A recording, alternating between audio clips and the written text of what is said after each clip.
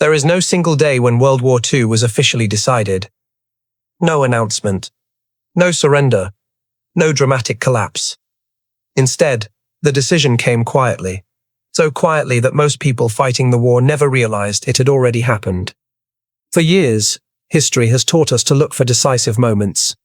D-Day, Stalingrad, Midway, Berlin. These moments feel final. They feel conclusive. But they are not where the war was decided. They are where the results became visible.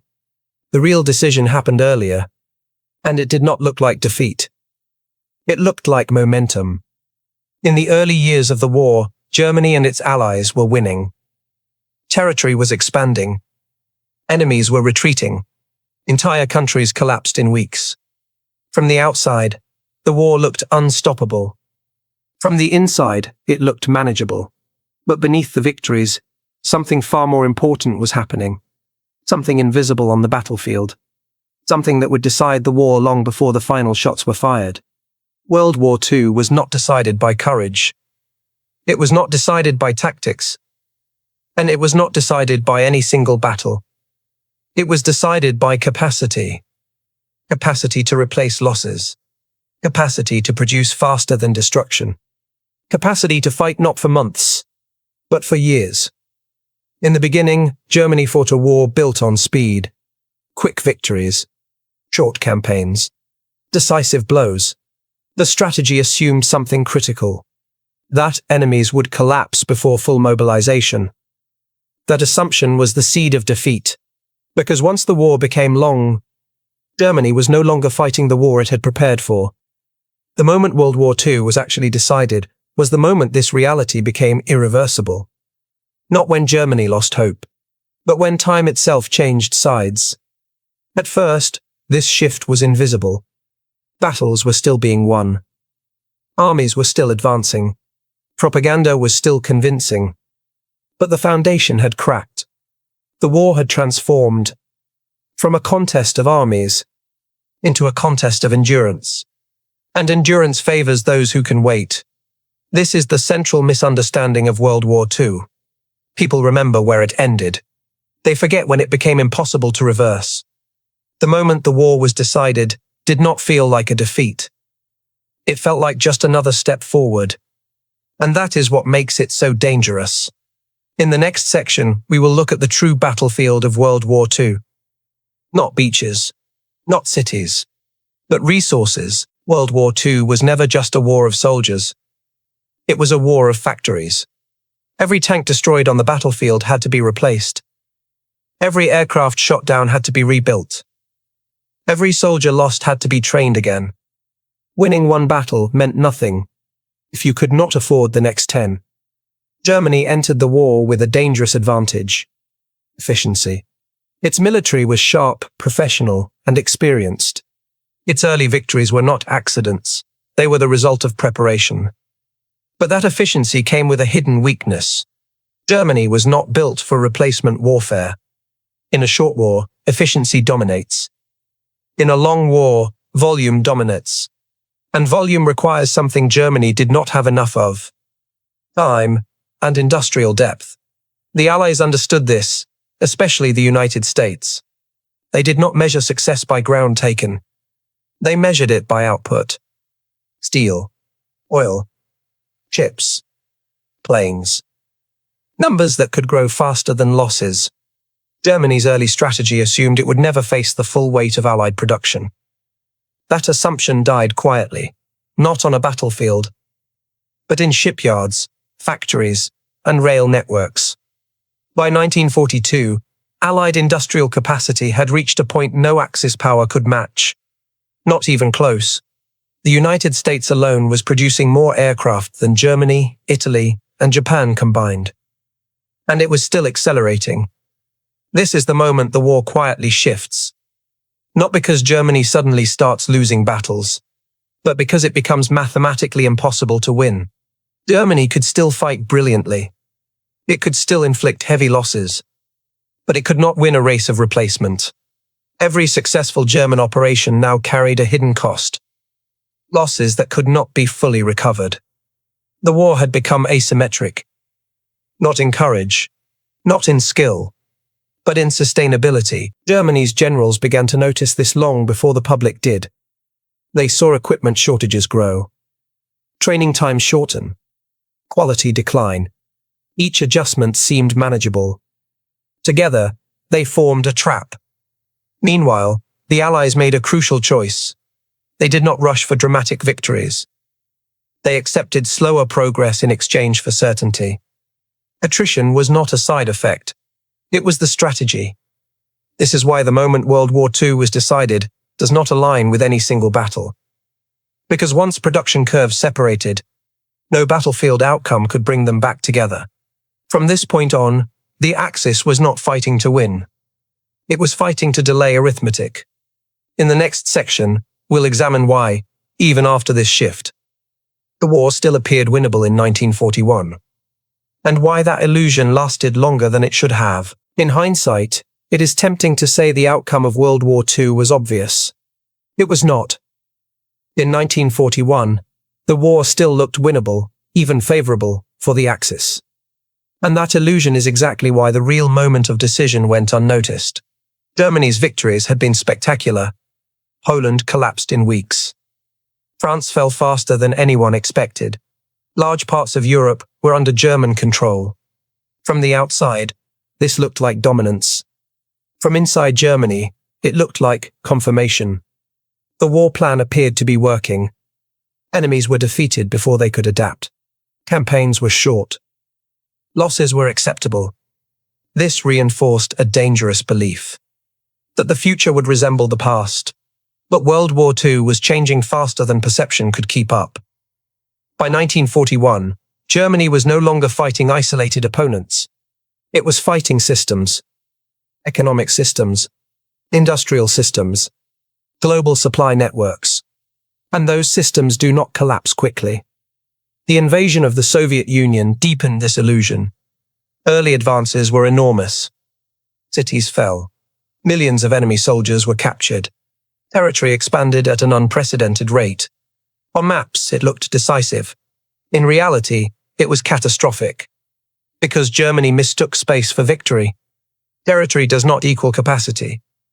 Capturing land does not automatically destroy an enemy's ability to fight, especially when that enemy can retreat, reorganize, and replace losses faster than you can. At the same time, the United States entered the war. At first, this did not feel decisive. American forces were not immediately present in large numbers. Battles were still being fought elsewhere. The impact was delayed, and therefore underestimated. This was the final illusion. The belief that time remained neutral. It did not. Time had already chosen a side. In 1941, Germany still believed it could force outcomes through speed. But speed only matters before full mobilization. Once mobilization is complete, speed becomes irrelevant. The war was no longer about striking first. It was about outlasting destruction. And Germany had unknowingly stepped into a war it could not outlast. This is why the real decision of World War II does not align with public memory. Because while 1941 looked like momentum, it was actually the point where recovery became impossible. The war was not lost in a single moment of failure. It was lost in a moment of misjudgment. The moment Germany committed itself fully to a long war against opponents who were built to endure one. In the next section, we will identify that moment more clearly. Not a battle, not a surrender, but a structural turning point that locked the outcome in place. The moment World War II was decided did not look dramatic. There were no headlines, no sudden collapse, no sense of finality. It looked ordinary. It happened when Germany committed itself to a global multi-front war against enemies whose combined strength could not be matched. Not tactically, not economically, not over time. This turning point was not a single decision. It was a point of no return. A threshold crossed quietly and permanently. Once Germany was fighting simultaneously in the east, the west, the air, and the sea, the war stopped being about maneuver. It became about exhaustion. From that moment onward, every German success required more resources than it could afford. Every failure was harder to recover from, and every delay favored the enemy. What makes this moment difficult to recognize is that nothing immediately collapsed. Armies kept moving. Battles were still won. Morale did not instantly break. In fact, some of the war's most intense fighting came after this point. That is the trap. People assume that intensity equals importance. It does not. Once the war crossed this threshold, outcomes became locked in. Not because Germany stopped fighting well, but because the environment had changed. The Allies could absorb losses and keep growing. Germany could not. The difference was not bravery. It was replacement. From this moment on, the Axis was operating on borrowed time. Every month extended the war, but narrowed the range of possible endings. This is what decided really means. Not that defeat happened instantly, but that reversal became impossible. Even if Germany won its next battle, the war would still continue. Even if it delayed the Allies, the gap would still widen. The outcome was no longer dependent on decisions at the front. It was dependent on curves. Production curves. Manpower curves. Logistics curves. And those curves were unforgiving. This is why historians still argue over which battle decided the war, because they are looking in the wrong place. Battles express decisions. They do not create them. By the time the war's consequences became visible to everyone, the war itself had already been decided somewhere far less visible. In factories, in shipyards, in oil fields, in training schedules. In the next section, we will follow this invisible battlefield more closely. Because once you understand it, the rest of the war becomes tragically predictable. When people imagine World War II, they picture soldiers. Men advancing across fields. Tanks pushing through cities. Aircraft filling the sky. But by the time the war was truly decided, soldiers were no longer the deciding factor. Industry was. Every army is only as strong as what stands behind it. Not slogans. Not speeches. Factories. Railways. Oil fields. Shipyards. By 1942, this reality became impossible to escape. Germany could still field experienced units. It could still design advanced weapons. It could still fight with skill. But it could not scale. The Allies could. The United States transformed itself into something unprecedented. Not just a country at war, but a war-producing system. Ships were launched faster than they could be sunk.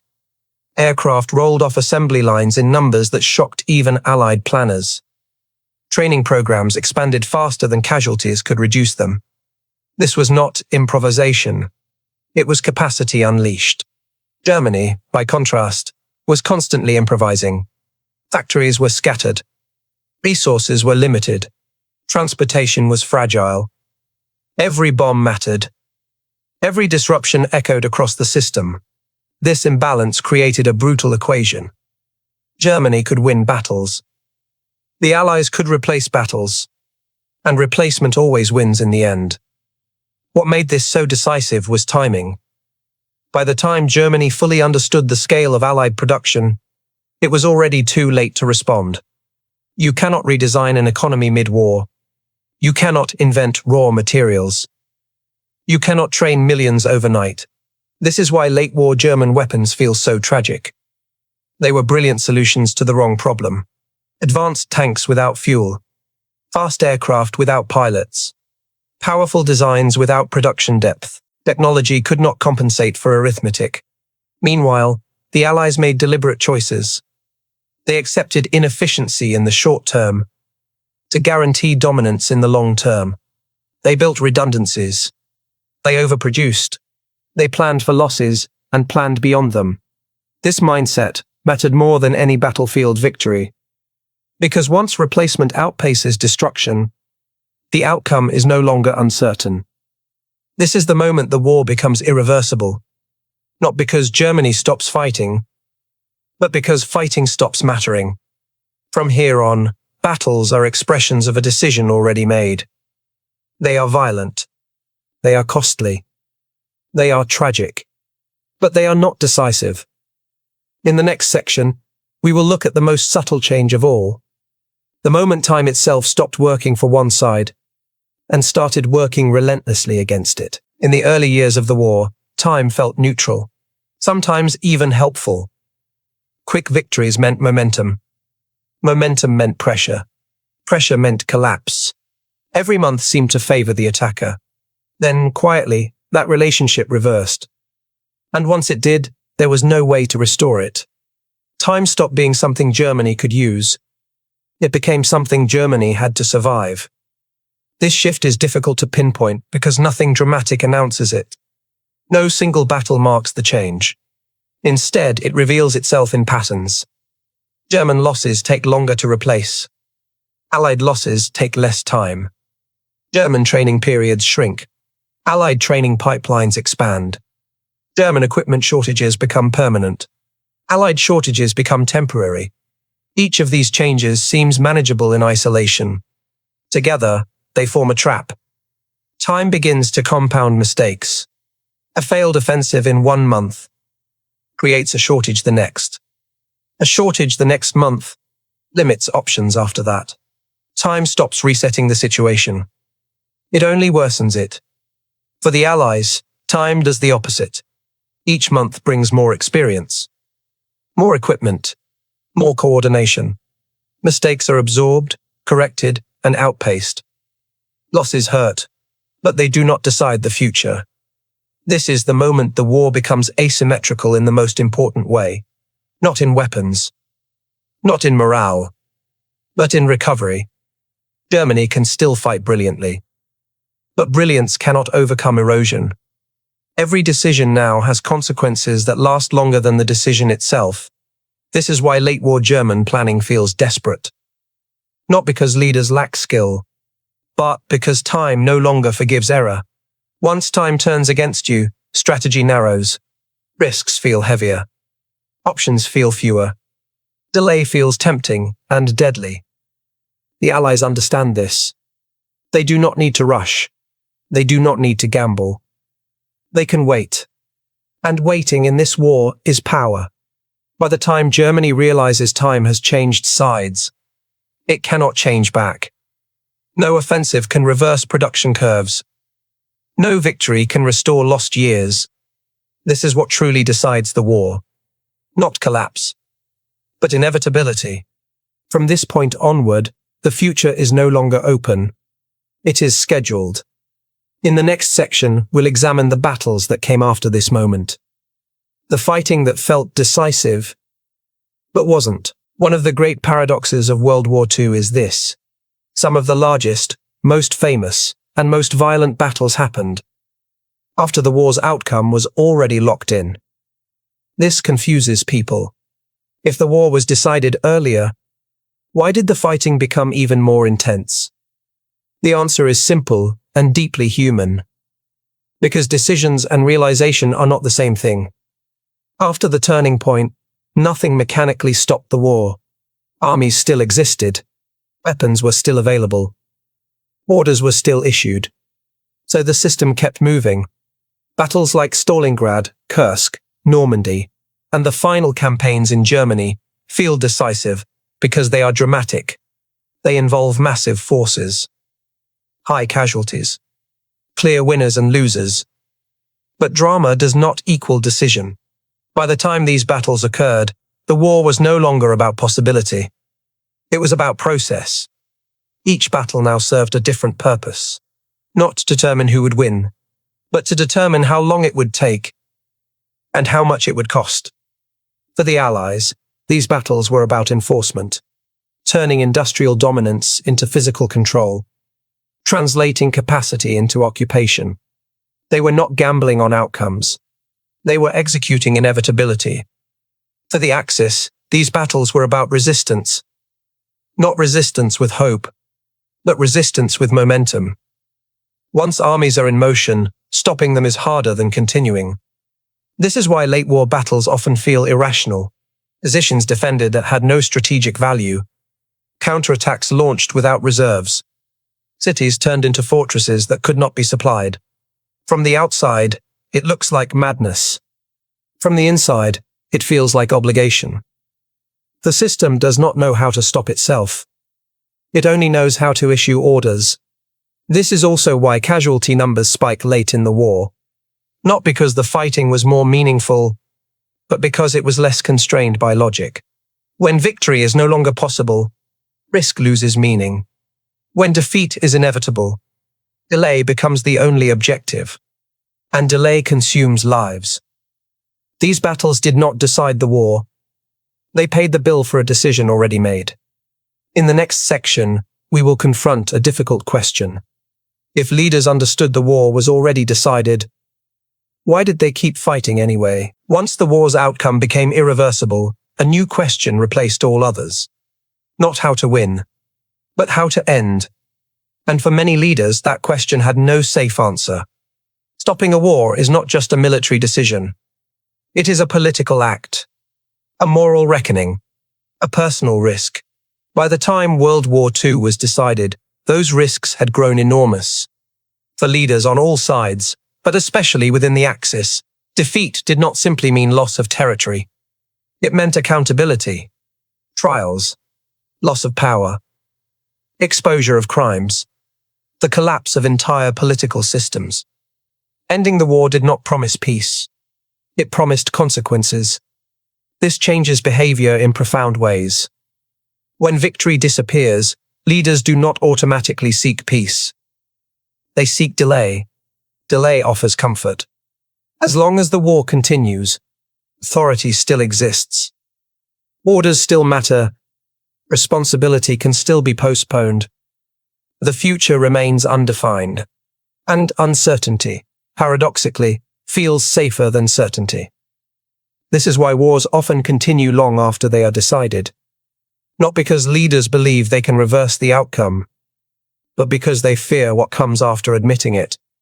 There is also a psychological trap. No leader wants to be the one who ends a war by admitting failure, especially a war that demanded enormous sacrifice. Ending it feels like betrayal of soldiers, civilians, and the dead. So leaders reframe the purpose. The war is no longer about winning. It becomes about honor, about endurance, about avoiding chaos, about buying time. These justifications sound noble, but they hide the same truth. The system no longer knows how to stop. For the Allies, the motivation was different, but the effect was similar. They did not stop fighting early because they wanted certainty, a total end. No ambiguity. No chance of renewal. They were not trying to decide the war anymore. They were trying to finish it completely. This convergence is crucial. One side fights because it cannot admit defeat. The other fights because it will not accept anything less than total resolution. Between them, the war grinds on. By this stage, the war is no longer shaped by strategy. It is shaped by inertia. And inertia is deadly. In the next section, we'll look at the final illusion that kept hope alive. The belief that something, anything, might still change the outcome. Even after the war was decided, hope did not disappear. It changed form. Late in the war, hope was no longer rational. It was emotional. And emotional hope is far more dangerous than strategic optimism. For Germany, this hope took many shapes. A new weapon. A political fracture among enemies. War exhaustion. A sudden reversal of fortune. None of these were likely. But none of them were impossible either. And as long as something is not impossible, the mind can cling to it. This is how late war belief survives. Not through probability, but through desperation. Advanced weapons are developed and deployed. They are impressive, sometimes terrifying. But they arrive too late, in too few numbers, and without the infrastructure to matter. Technology cannot reverse arithmetic. Others hope for political change. That alliances will fracture. That public opinion will collapse. That negotiations will become possible.